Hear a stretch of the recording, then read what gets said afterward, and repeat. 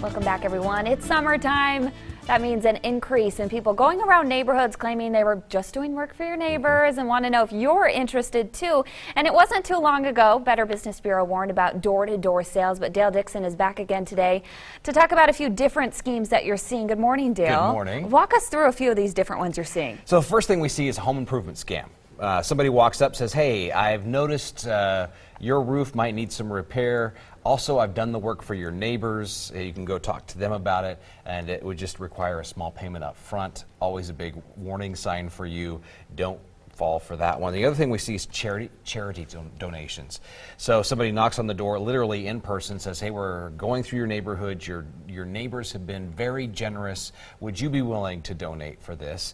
Then there are magazine subscriptions. Still happens, door to door. Hey, we've got a whole host of magazines from which you can choose. Would you like one? Or would you like to, we can give you a package deal. And they're usually much more expensive, and we hear from people who don't receive the magazines after paying. And then the last one to talk about is free energy assessments. So especially now with the hot weather, is your air conditioning running too much? We can do an energy audit of your home and tell you if you need to upgrade that equipment. Wow, so quite a few different ones to look out for then. And it sounds like most of these schemes want your money.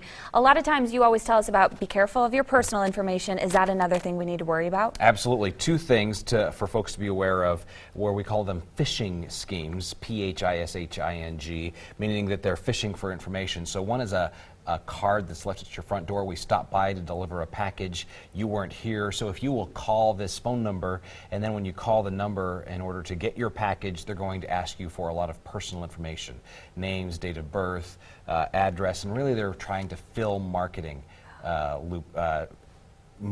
information on you. The last is the voter survey, especially now as we approach a presidential election. They're going to call you and say, hey, would you give us some personal information? We're conducting a voter survey, and they'll probably ask a few questions in between. Okay, so then what do you do? How do you know if this is a fishy one or it's not? What can you do to not be taken advantage of? Number one, keep your cool. Don't flash the handle, get upset at the person knocking on your door. Always ask for identification, and specifically if you're inside city limits, you want to see a solicitor's permit. So it's super important. First question, can I see your solicitor's permit? I have to be issued by the city clerk. City clerk does a lot of background checks on folks. Read the fine print in anything and be sure that everything is in writing so that you don't take somebody at their word at your front door. Oh yeah, we can guarantee this. Well, I want to see it in writing. And you want to ask about refund policies, especially buying door to door. And you don't have to buy on the spot.